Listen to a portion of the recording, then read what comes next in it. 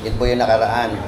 Tamang pananaw, tamang perspektibo pagdating po sa trabaho at sa kayamanan.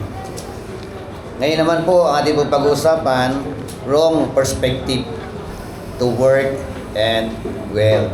Yan. Yung maling pananaw, di ba?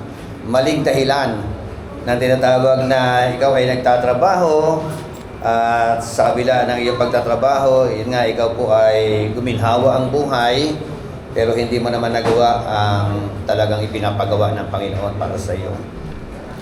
Tumayo po tayo lahat bilang paggalang sa Ginoo sa kanya po mga salita. Ayon po sa aklat po ng mga ngaral, Kapitulo 5, talatang 10 hanggang talatang 11, ito po ang atin pong matutunghayan.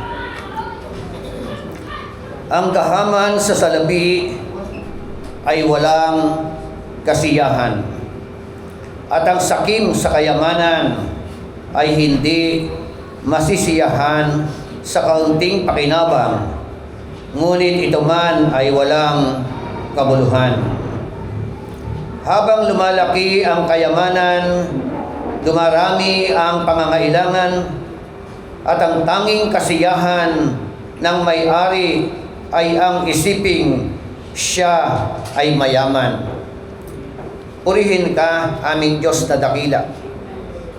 Salamat dahil minsan pa kami po, Panginoon, ay iyo pong kakatagpuin sa pamamagitan po ng iyong mga salita. Ayon po sa mga ngaral, Kapitulo 5, talatang 10 hanggang talatang 11. Hayaan mo po, Panginoon, na habang binubulay-bulay po namin ang iyong mga salita, ikaw po ang siyang magbukas ng aming pong mga diwa at damdamin at puso, Panginoon.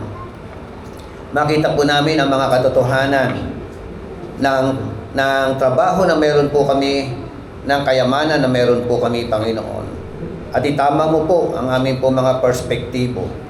Kung kami man po ay nasa maling pananaw ng aming po mga tinatangkilik, Santong Espiritu, ikaw po ang siyang gumalaw at kumilos sa amin pong kalagitnaan. Inaangkin po namin ang basbas at hayaan mo po ang iyong banlingkod ay iyong pong gamitin. Maluwalhati ka, mapapurihan ka, Panginoon. Salamat po, inaangkin po namin ang tugon sa dakilang pangalan ng aming Panginoon, Diyos at tagapagligtas na si Jesucristo. Ang lahat ay magsabi ng Amen at Amen. Sige po, palakpakan natin ng Lord. To God all be the glory. Muna po kayo. So, wrong perspective about our works and wealth. Maling pananaw. No? Patungkol po sa tinatawag na trabaho at saka kayamanan. Sabi nga uli sa English version, whoever loves money never has enough. Whoever loves wealth is never satisfied with their income. This too is meaningless. Sa Tagalog, ang gahaman sa salapi ay hindi magkakaroon ng sapat na salapi. Kailan may hindi makukontento ang sinumang gahaman sa salapi o sa kayamanan. Ito man ay walang kabuluhan. Si Solomon po ang siyang author. Sabi nga Solomon was an author. And Solomon as an old king who had everything. Amen? Si Solomon po bilang hari, lahat nasa kanya na. Wala na siyang hahanapin pa. Diba? Meron siya tinatawag na billions of money. Katulad po ngayon. No? At hindi lamang po yun. Meron siyang tinatawag na lots of resources. No? Sandamakmak na mga ari-arian. Yan po ang kanya pong naranasan sa kanyang kapanahunan. So, hindi lamang lots of resources, may magandang palasyo. Tama? Maraming alipin Maraming katulong. Diba? Lahat wala ka nang hahanapin pa At meron siya magandang imperyo. Sikat na imperyo during his time. Pero mula sa bibig ng pinakamayaman na tao na ito, sabi niya, chasing money is like chasing smoke. You catch it, then banish it. No? So, ganun pala yun, ano? Ang paghahangad ng salapi.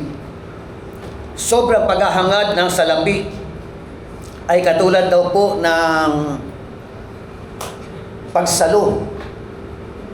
Yung ano sa smoke? Pusok. Di ba? Sasaluhin mo yung pusok. Pwede dumampi sa kamay mo, pero later on, nagbabanish.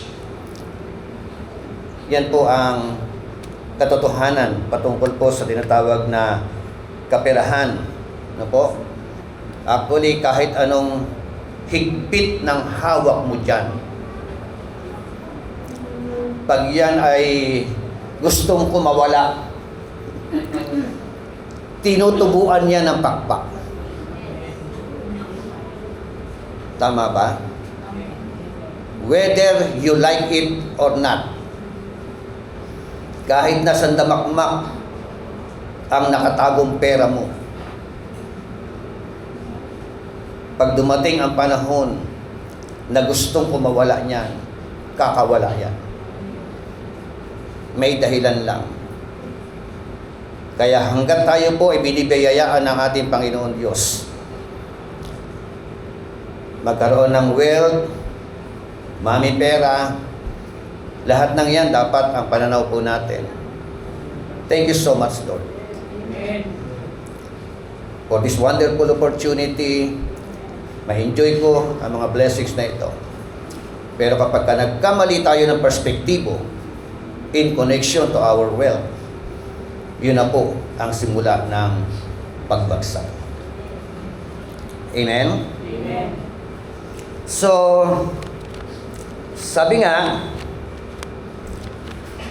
if money is your happiness, you will never actually truly happy. Amen?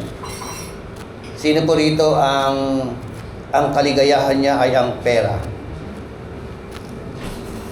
Sino po rito yung mukhang pera?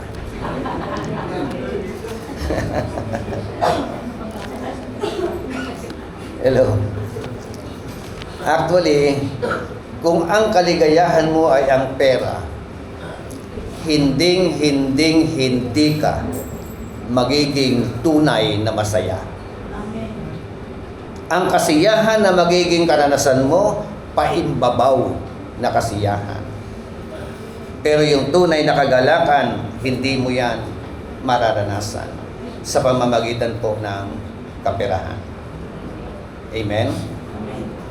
And actually, lagi ko sinasabi sa inyo yan, ang daming mga milyonaryo, bilyonaryo, nakatira sa Forbes Millionaires Village, pero wasak ang buhay.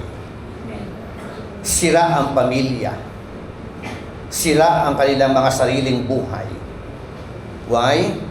Kasi nga, hindi kayang punan ng tunay na kaligayahan ng pera. No? Ang Diyos lamang po at ang tamang relasyon sa Panginoon ang siya makapagtuturo sa atin at makapagbibigay sa atin ng tunay na galak at tunay na kaligayahan. So, what are the wrong perspective about works and wealth? Ano-ano po ang mga maling pananaw patungkol po sa trabaho at sa kayamanan? Una, sabi po ng verse 10, whoever loves money never has enough. Whoever loves wealth is never satisfied. Point number 1, what are the wrong perspective about works and wealth? Number 1, having a heart that loves money. Amen? Yun ang sinasabi po ng kanya pong mga salita. Siyang umiibig sa pilak, hindi raw mapupuno. Siyang umiibig sa kayamanan, never satisfied. Amen? So, sabi po na 1 Timothy chapter 6 verse 10, for the love of money is the root of all kinds of evil. Amen? Ang pag-ibig sa salapi, ugat ng lahat ng uri ng kasamaan. Amen? Kaya may corruption because of the love of money. Kaya mayroong pagnanakaw because the love of money. Kaya mayroong mga pandaraya because the love of money. Amen? Bakit may pagpatay? Because the love of money. Amen? So, hindi po masama ang pera. Tama ba? Hindi kailanman masama ang pera o naging masama ang pera o ang kayamanan. Nagiging masama ang kayamanan kapag ka ang kayamanan o ang pera ay iyong minahal. Tama? Thank you. Maganda ang maging mayaman.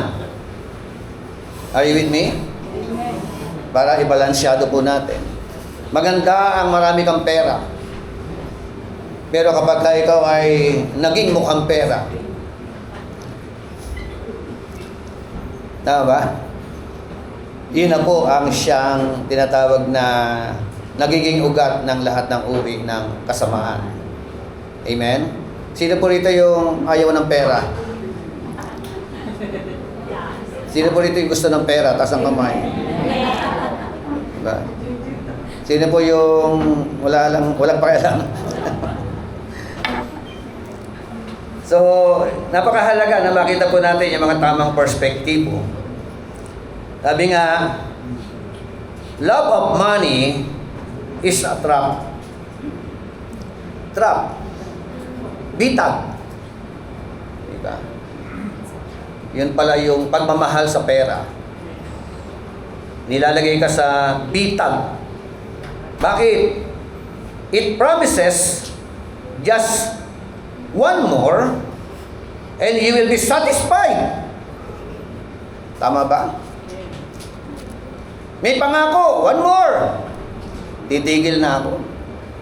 Di ba? Huling racket na to. Yeah. Huling hold upan na ito. Parang ganun, ano? Bangko na titirahin natin. Parang ganun. So, pag naging matagumpay, sabi huli na eh. Pero, dahil nga hindi po napupuno, hindi kayang punan yung uhaw ng tao, maghahanap at maghahanap ulit. Amen po ba? Amen. So, it promises just one more and you will be satisfied, but one more never ends. Amen. So, there are wrong reasons why work. Mga maling pananaw. Maling mga perspektibo bakit tayo nagtatrabaho. Una, to accumulate wealth for luxurious living. To accumulate wealth. For what? For luxurious living. Maling pananaw po yun. Hindi po yung tamang perspektibo. Po? Kaya ka nagtatrabaho dahil gusto mong maranasan yung mga karangyaan ng buhay. Amen? So, sabi nga po ng kasabihan, lagi ko nababanggit sa inyo ito, God can raise your standard of living. Amen? Sino po rito yung dating from rags to become riches? Amen? Dating walang-wala.com. Pero by the grace of God, pinaunlad ng Panginoon ang kanyang buhay. So, sige, pumalakpak po sa Panginoon. Pero inuulit-ulit ko po, hindi po para enjoy mo lang ang mga kayamanan na meron ka. Hindi po yan ang plano ng Diyos sa iyo kung bakit guminhawa ang buhay mo. Meron pong plano ang Diyos kaya ka pinaginhawa. Are you with me? For you to become a channel of God's blessing. Amen? Sino po yung gusto maging channel ng blessing ng Panginoon? Palakpakan natin si Lord. Hindi ka magiging channel ng God's blessing ng Panginoon kung wala pong blessing na bumababa sa iyo. Amen po ba? So, dapat po yung lawak. Yan po ay isang maling pananaw. Ang motto po ng mga tao na ito, the person who dies having most toys win. No? Para baga, kusipatin natin sa ibang mga pananaw, ang tao na namamatay o mamamatay na merong maraming ari-arian, maraming mga tinatangkilik, siya yung panalo. Panalo sa pananaw ng mundo. Tama po ba? Panalo sa paningin ng mga tao sa labas. Pero sa pananaw ng Panginoon Diyos, the Bible said, sabi roon, for what shall it profited a man if he gains the whole world but lost his own soul? Ano mapapala ng tao? Makamtan mo man ang mundo.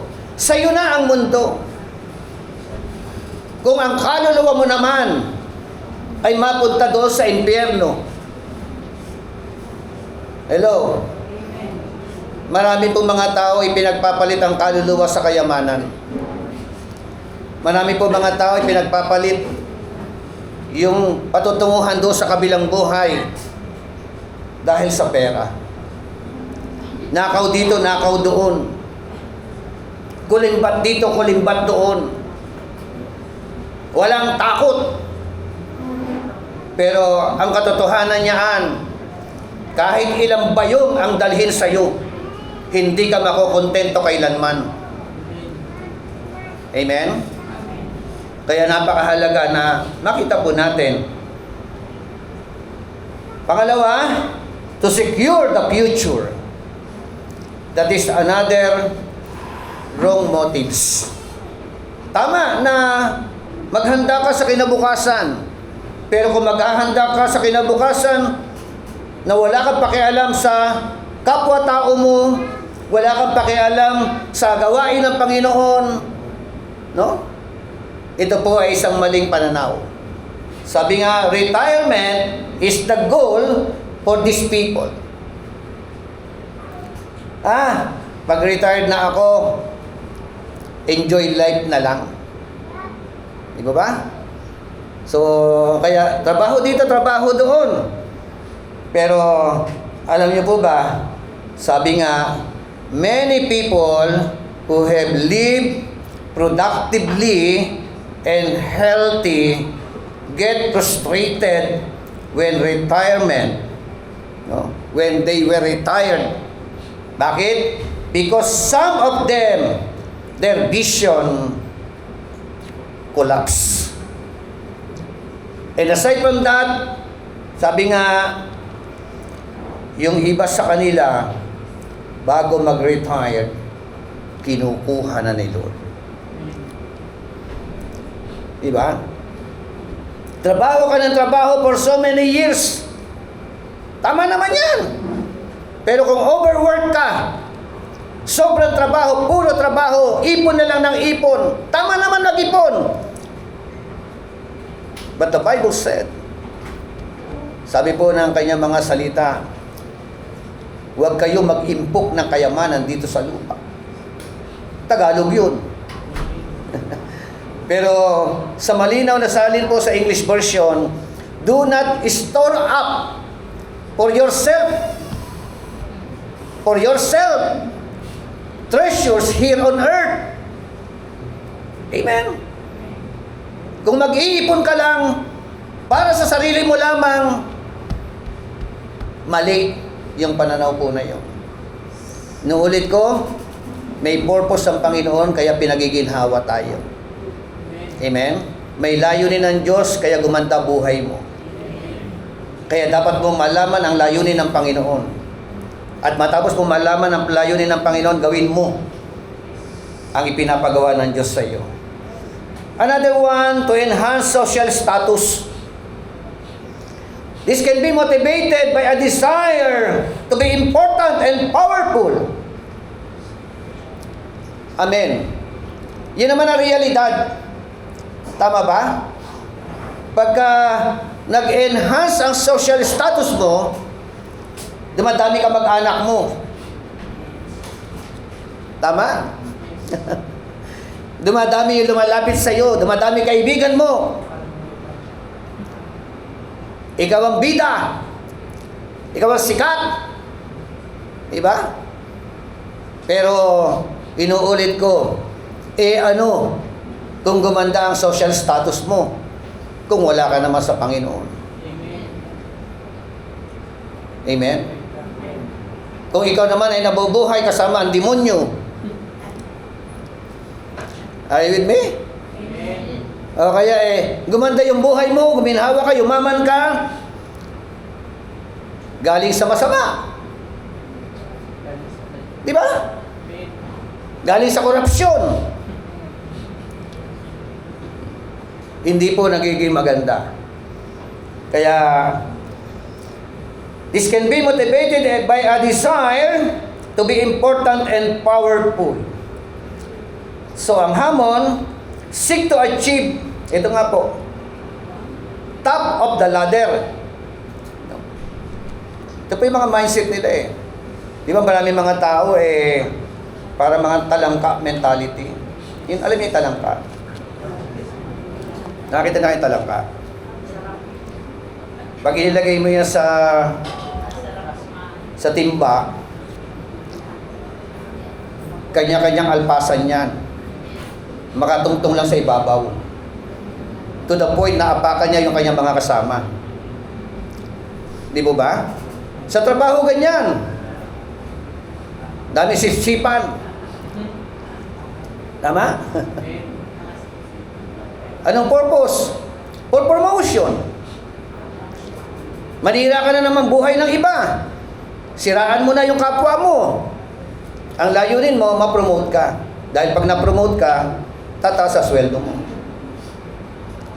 Tama ba? So, ano kung na-promote ka? Nakasira ka naman ng buhay ng ibang tao. Kitang-kita ng Panginoon yun. Hayag sa Panginoon ang ating pong mga pinagagagawa. So, they will not care who gets their way. Kahit sa politics, ganyan Diba? Sa mga tanggapan, sa business world, sa mga opisina, lahat po gagawin po. Kaya ito po mga bagay po na ito, mga maling pananaw. Maling mga perspektibo. Bakit tayo nagtatrabaho? Kung itutuloy ko po yung series na ito, lalong kaklaro sa inyo next week, yung ating po mga pag-uusapan. Ano bang papel natin dito sa mundo na ito? Ano bang layunin ng Panginoon? So pinag-uusapan po natin sa tema, what are the wrong perspective about works and wealth? Una, a heart that loves money. That is the wrong perspective. Pangalawa, yung meron pong tinatawag na constant dissatisfaction. Yung walang kakontentuhan. Diba? Sabi nga, whoever loves wealth never satisfied. Sino man nagmamahal sa kayamanan, hindi kailanman mapupuno. Amen? Yung bulsa natin, mahirap mapuno ito. Diba? Sabi ko nga, yung tiyan, nabubusog. Titigil sa pagkain. Pero yung bulsa natin, hindi kayang punuin yan. Kasi meron pang invisible na mga bulsa. May bulsa sa balat eh. Are you with me?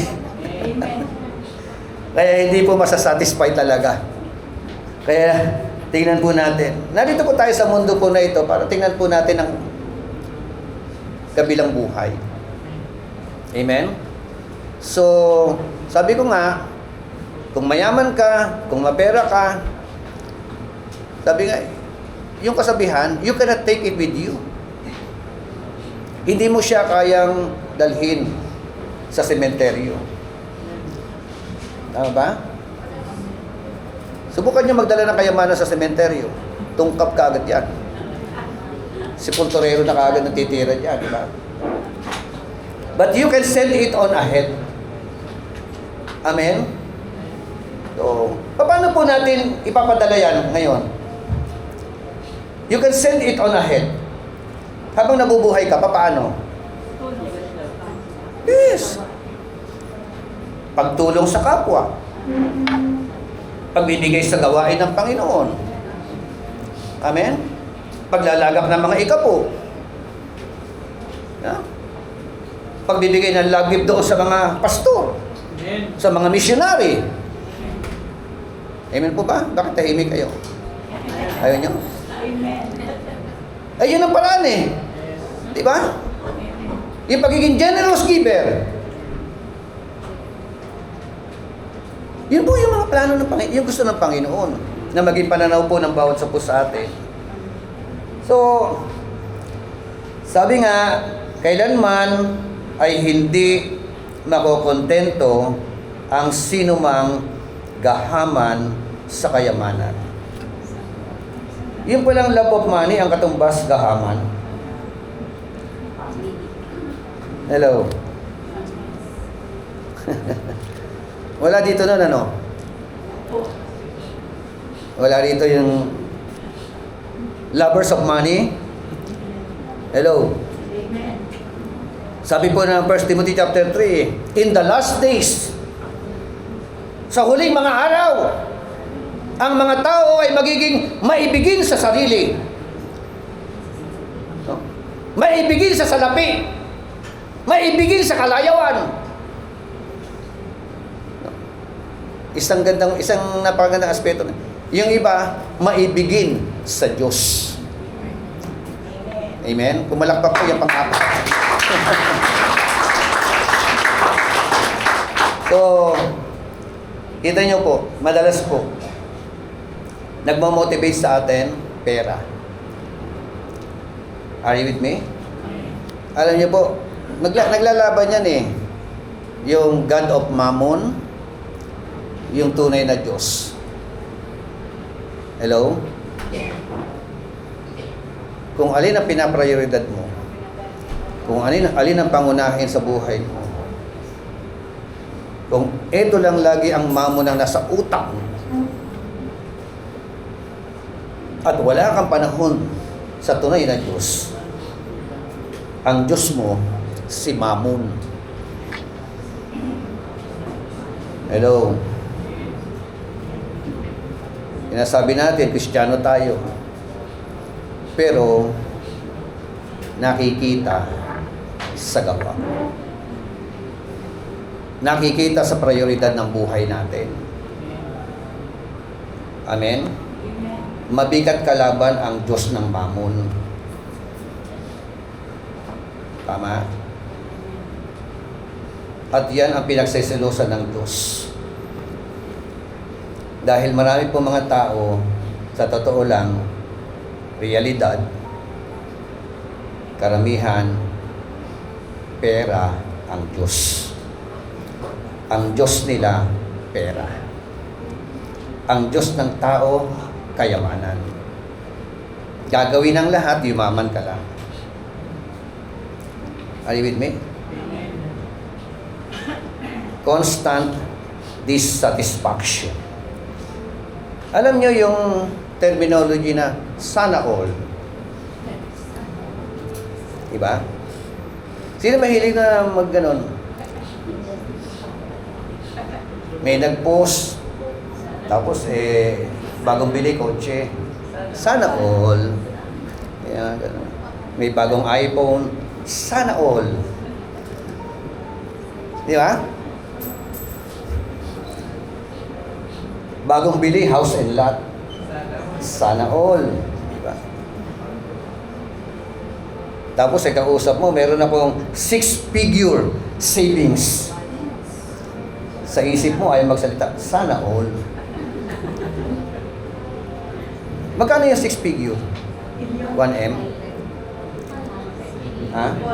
100,000 lang? Ako yun, 7-figure. 1M na yon. Eh di mas lalong sana all. Di ba ba? Tingnan nyo ha. Meron kang pera sa bank, 20,000. Ang mindset mo, sana Lord, 100,000. You know? Naging 100,000. Lord, sana 500,000. Walang kakontentuhan. Hindi ka makakontento. Naging 500,000. Lord, 7 digit. Are you with me? Yun ang mindset ng tao. Yun ang kaisipan ng tao. Mayroon ka isang sasakyan. Di ba? Nung unang pinagpe-pray mo, Lord, motor lang. Okay na. Eh, binigyan ka ng Lord ng kotse. 4 wheels. Di ba? So, later on, Lord, baka naman pwedeng high ace pa. Di ba? Wala ka kontentuhan. Binigyan ka ng asawa. Maganda. Diba? Eh, paglabas mo doon sa labas, nakita mo mas maganda. Sana all.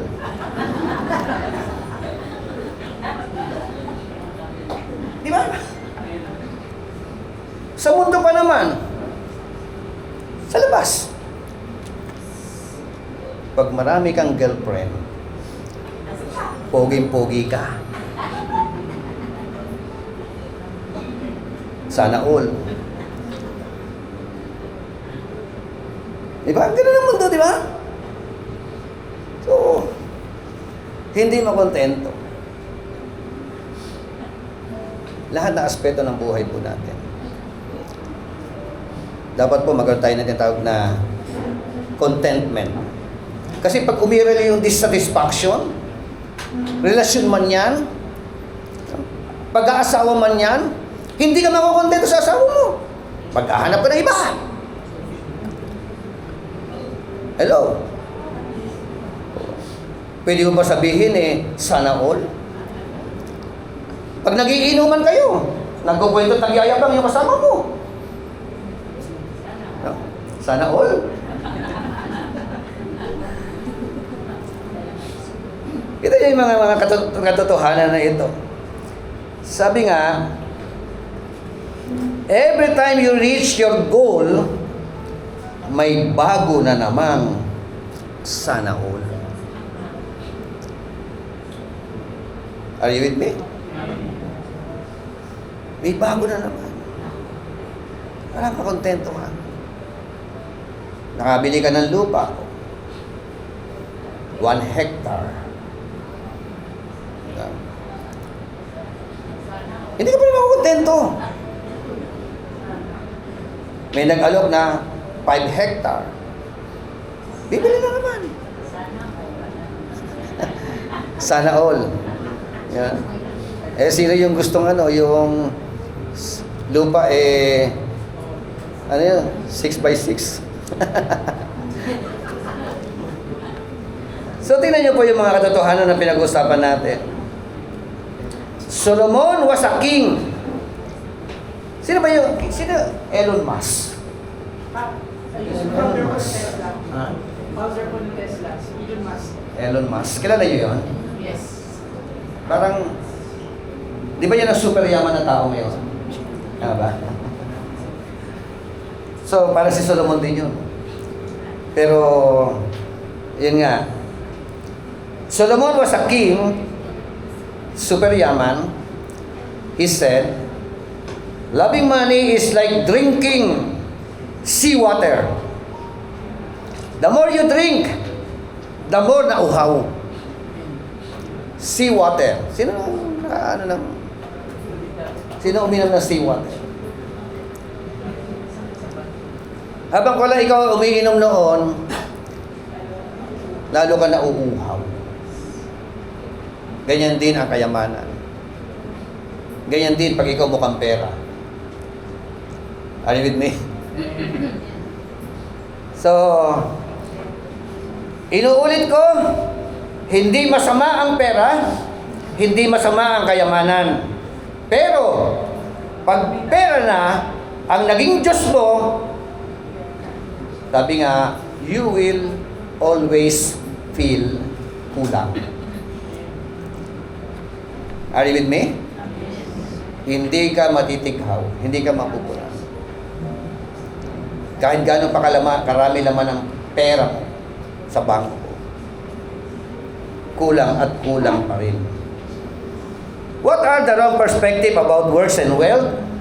Pangatlo, sipatin natin ayon dito, the result is meaningless life. Meaningless life.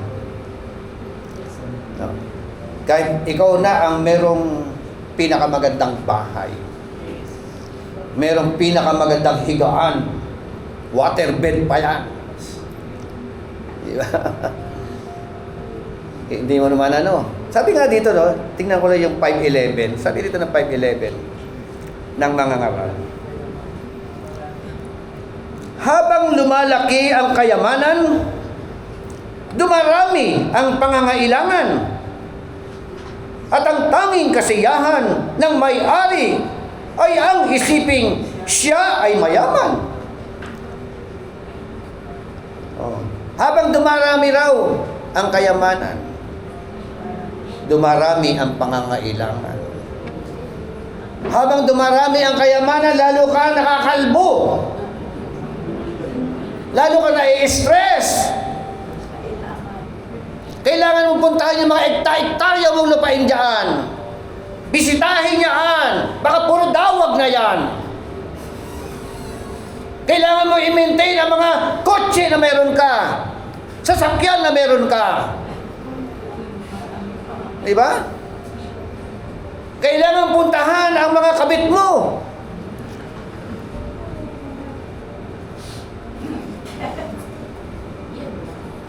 Tama ba? Hindi mo pwedeng... Meron nga akong kakilala na itago niya yung kanyang sekreto, 20 years. Sa asawa niya, magaling magtago. Magaling magtago. Hindi nalaman ng asawa. Nalaman nila ng asawa nung patay na siya. Di ba? Yung mga ganun no? Oo. Kasi nung burol, umiyak. At naghahabol. Ito yung mga katotohanan. Ito po, tingnan natin. Ang ganda siya sabi 11. Habang lumalaki ang kayamanan, dumarami ang pangangailangan. At ang tanging kasiyahan ng mayaman o na may-ari ay ang isiping siya ay mayaman. Diba? Mayaman ka, may handaan. Sarap na mga pagkain. Anong ganansya ng mayaman? Hindi siya pwedeng kumain. Tama? Bawal. Ano gagawin mo? Titingnan mo na lang yung mga sumasando. Obserbahan mo na yung mga pagsubo nila. Mga bisita mo, na-enjoy ang handa mo. Tama? Pero ikaw na naghanda,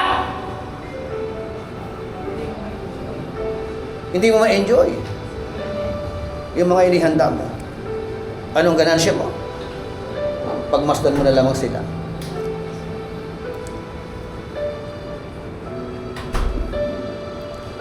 Di ba ang sarap na bless ka ni Lord and at the same time ma-enjoy mo yung mga blessings?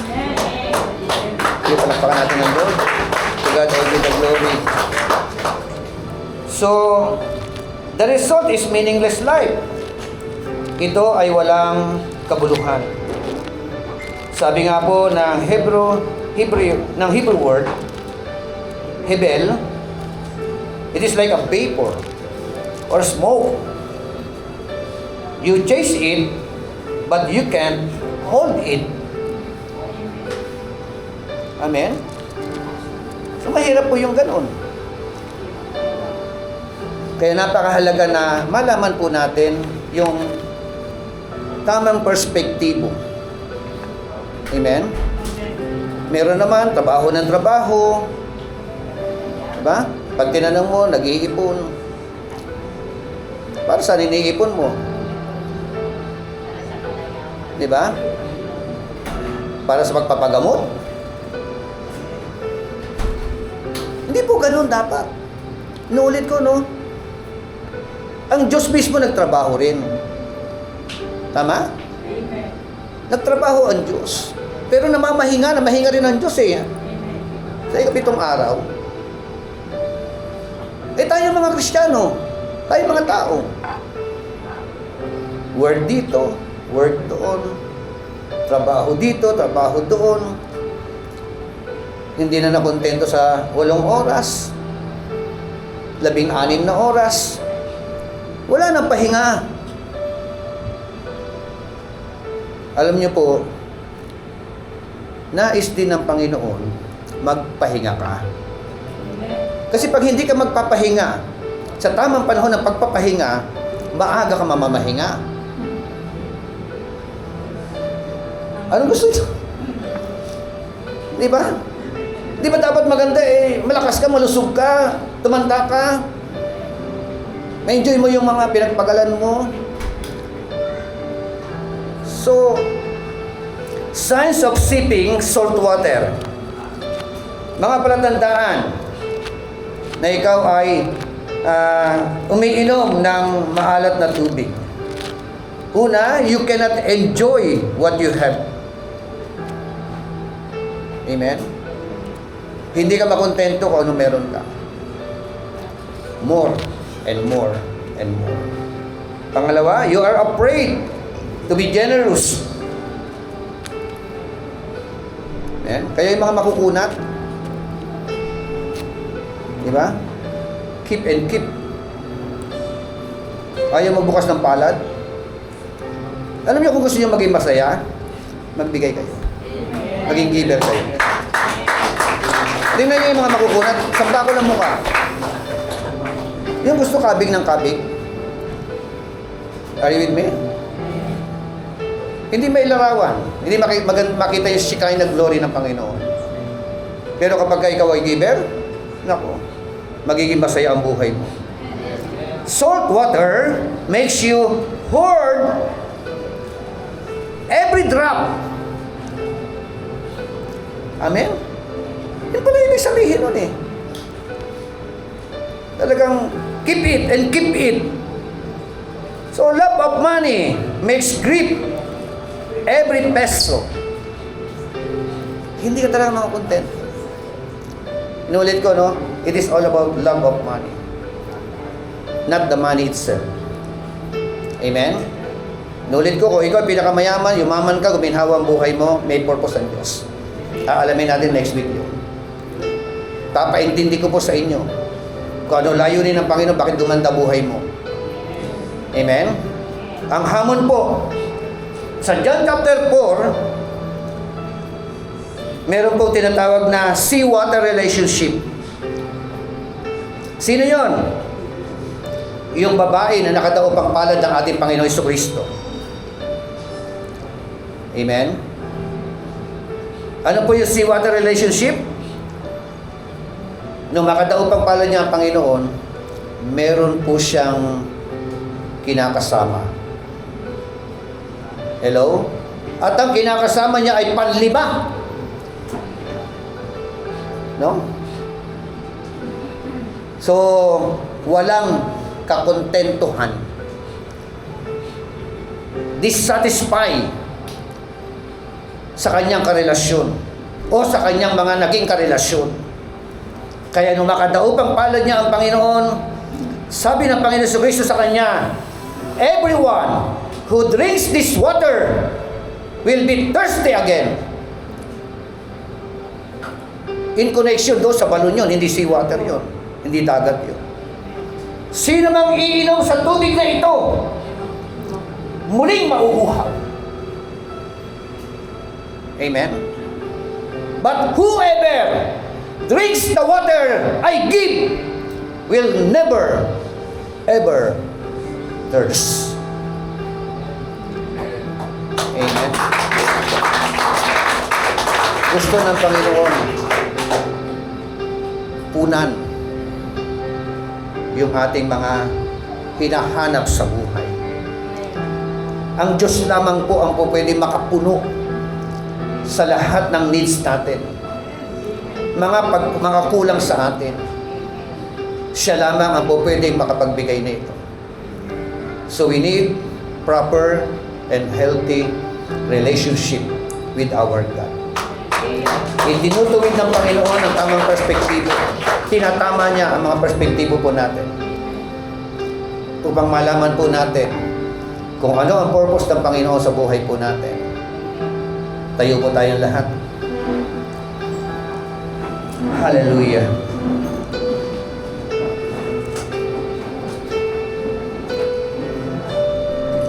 Noong nakaraang linggo, Panginoon, ang iyong itinuro sa amin, right perspective on our works and on our wealth.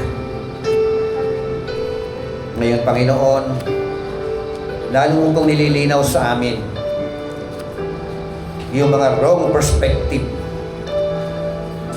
on our works, about our works, and about our wealth. Thank you so much, Lord. Dahil ikaw po, Panginoon, ang siyang nagtuturo sa amin. Salamat dahil ipinapaalam mo po sa amin ang kahalagahan ng aming pong kaugnayan sa iyo. Ipinapaalam mo po sa amin, Panginoon Diyos.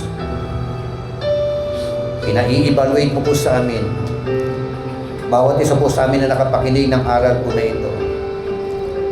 Sino ba talaga o ano ba talaga ang prioridad namin sa amin po mga buhay? Is it all about works na wala na kaming panahon sa iyo? Is it all about wealth na nagiging Diyos-Diyosan na namin? Patawad po. Buksan mo po, Panginoon, ang aming po mga spiritual eyes. And we are so thankful, Lord, for all the blessings that we have to enjoy. Thank you, Lord. Dahil nagbukas ka ng mga business sa amin, binigyan mo po kami ng magandang trabaho, pagkakakitaan. Thank you so much. Dahil kami po ay naniniwala na lahat na ito ay galing sa iyo. At ang aming panalangin, aking panalangin, buksan mo po ang aming po mga spiritual eyes. Makita po namin, Panginoon, ang tamang perspektibo. Bakit kami nagtatrabaho? Bakit ipinagkatiwala mo po sa amin ang mga kayamanan? Bakit kami guminhawa ang buhay? Itama mo po ang aming po mga pananaw. At matapos po namin malaman, Panginoon Diyos, sa mga pananaw mo pong ito, hayaan mo po na ito po'y malakaran po namin. Tanggalin mo po sa aming mga puso ang pagiging kuripot, Panginoon. Lalo sa iyong gawain. Lalo sa iyong mga lingkod na ginagamit mo, Panginoon, to build your kingdom. Help us, Lord, to become a good and faithful kingdom provider. Open our eyes.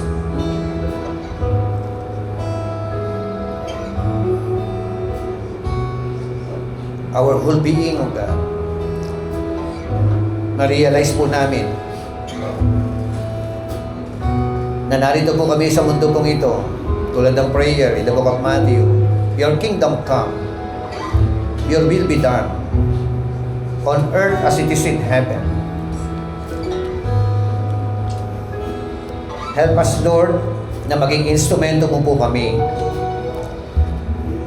as kingdom provider for your kingdom. Lumaganap ang iyong mga salita, makapagbukas ng mga gawain, makapag-establish ng mga simbahan, galing sa resources mo, Panginoon, na pinahiram mo sa amin, pinagkatiwala mo po sa amin, at ito'y paraan ng pag-iimpok, Panginoon, pag-iipon ng mga kayamanan sa langit, dahil diyan po kami patungo sa iyong banal na presensya. Hallelujah.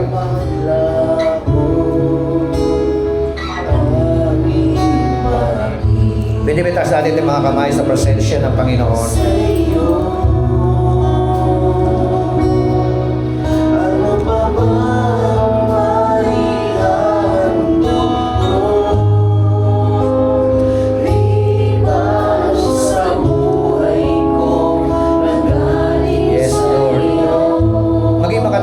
Panginoon, nawa sa amin ang aming inaawit na ito, Panginoon. Santong Espiritu, ikaw po ang siyang gumalaw sa puso namin, sa buhay po namin. Kayamanan namin ang ikaw'y paglingkuran. Kaligayahan namin, Panginoon, ang ibigay para sa iyo. Ikaw ay aming sambahin. Hallelujah.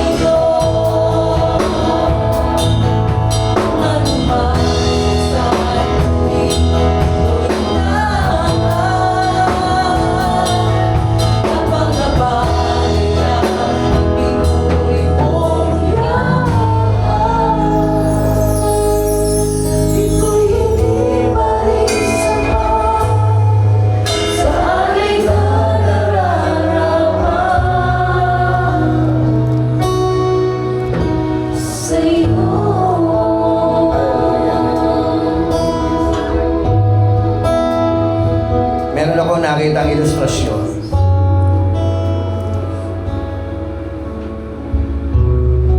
Tatlong tao nakakapit sa bangin, nakakapit sa bundok at humihingi ng tulong sa Panginoon. Yung sa kabilang kamay niya, hawak ang kayamanan, hawak ang pera. Sabi ni Lord sa kanila, bitawan mo yan. Bitawan mo yan para makakapit ka sa akin. Ito sabi ni Lord eh. Pero hindi mabitawan. Dahil yung pagkakakapit niya doon sa bangin, dumadangos-dos na. Kung bibitawan niya yung hawak niya, ikakapit niya isang kamay niya kay Lord. Iangat siya ng Panginoon. Ay hindi mabitawan. At dahil doon, dumulas yung kanyang kamay, dire-diretsyong dumagustos. Namatay siya. Naliming siya kasama ng kanyang kayamanan.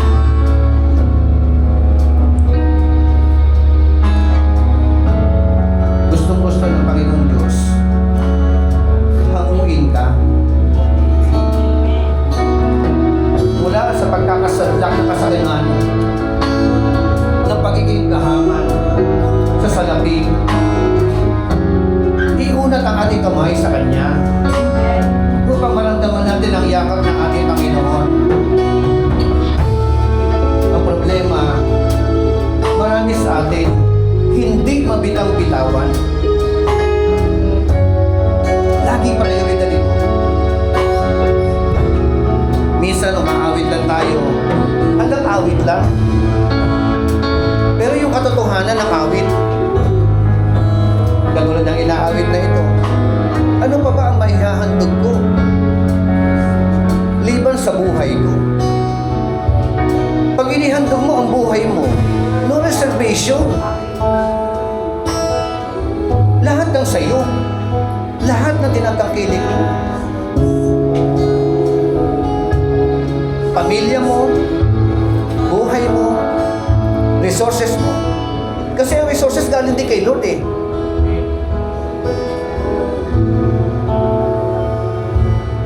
Patuloy natin awitan ang Panginoon. Yes, Lord. Yes. Ikaw totoo, Panginoon, ang totoong yaman namin. Ang tunay na kayamanan, Panginoon, na hindi mananakaw, na hindi kakalawangin, Panginoon. Kayamanan na hindi lilipat, hindi naglalaho. Sa lungkot, ano po mga mata, Panginoon? Sa mga katotohanan na ito, Diyos,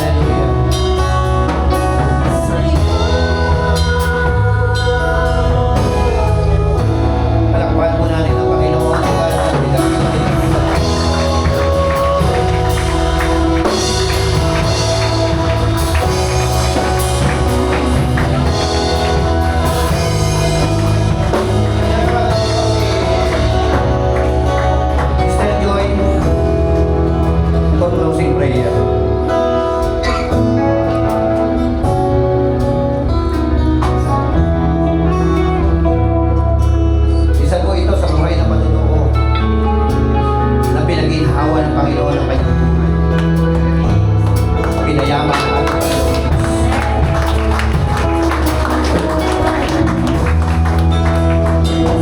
Panginoon. Panginoon, salamat Panginoon sa iyong magsalita. Salamat Panginoon sa araw na ito na binigay mo sa amin, Lord, sa pag-remind sa amin, Panginoon, na ang lahat ng bagay, Panginoon, ay galing sa iyo. Yes.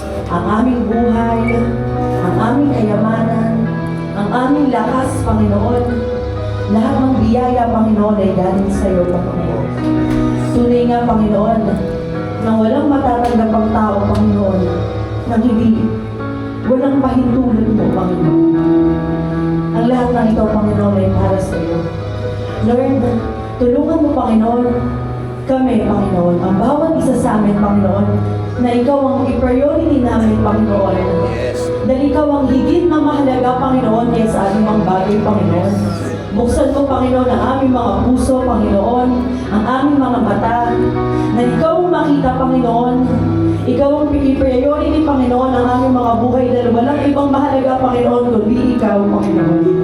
Ano mang makuha namin sa mundong ito, Panginoon, makamit namin ang lahat, Panginoon, pero kung malayo kami sa iyo, Panginoon, walang kwenta ang lahat ng ito, Panginoon. Dahil ikaw, Panginoon, ang higit na mahalaga, Panginoon. Ikaw ang sa nagbibigay ng buhay, ikaw ang nagbibigay ng kapayapaan, Panginoon, ng kagalakan, Panginoon, na kahit anong hanap namin, Panginoon, sa mundong ito, ng kaligayahan, hindi namin makakamtan lahat ng iyon, Panginoon, kung malayo ka sa amin, Panginoon. Kaya hayaan mo, Panginoon, na patuloy kaming lumapit sa iyo, Panginoon. Yakapin ka namin, Panginoon. Hanapin namin sa iyo, Panginoon, ang kaligayahan, Panginoon, na hindi kayang ibigay ng mundong ito, Panginoon. Yes. Kaya, Panginoon, huwag mo hayaan, Panginoon, ang iyong mga salita ay basta marinig lamang namin, Panginoon.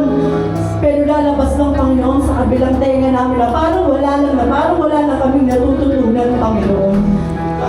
Dahil yung salita mo, Panginoon, ay dapat tumiti mo, Panginoon, sa aming mga puso, Panginoon, upang magbago, Panginoon, ang aming mga buhay. Dahil hindi namin ito kaya, Panginoon, baguhin kung sa sarili lang namin, Lord. Pero kung tutulungan mo kami, Panginoon, magagawa namin ang lahat ng ito, Panginoon, dahil kasama ka namin, Panginoon. Kaya, Panginoon, sa iyo ang lahat ng papuri, Panginoon. Sa iyo ang lahat ng pasasalamat, Panginoon. Ikaw ay nakila, Panginoon, sa aming mga buhay. Mula noon, Panginoon, hindi ka nagbago, Panginoon. Hindi ka nagkulang. Salamat, Panginoon. Salamat. Gusto ko lang po sabihin sa bawat isa sa atin, no? Nilagay ng Lord sa aking mga puso. Ako po ay galing sa wala, as in walang-wala. Broken family po ako. As in walang-wala po. Pero, tulad na sabi ni Bishop, binago ng Lord ang buhay ko. Kaya kung nagawa ng Lord sa buhay ko, kaya-kaya nang gawin sa inyo. Nagtiwala na kayo ng buhay ko.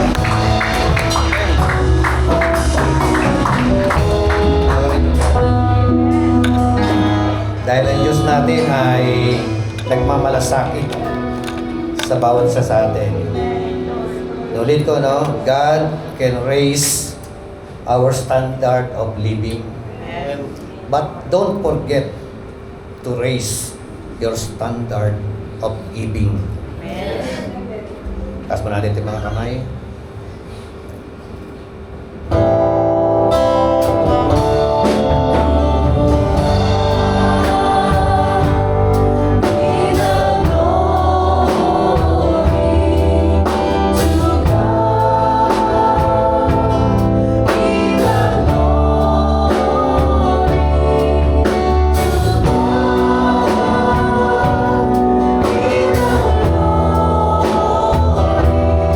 Glory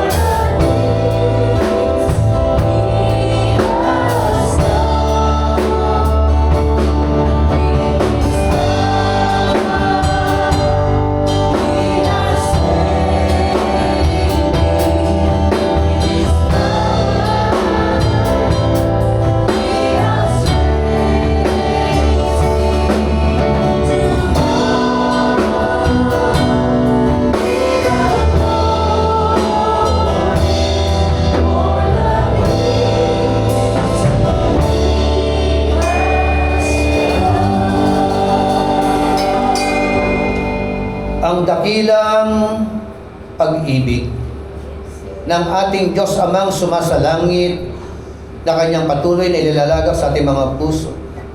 Ang masaganang biyaya, pagpapala na nagmumula sa ating Panginoon Jesucristo na nagdudulot ng kaligtasan at ang walang hanggang pakikipisan ng Diyos Espiritu Santo na siya nating gabay, patnubay at dakilang tagapagturo.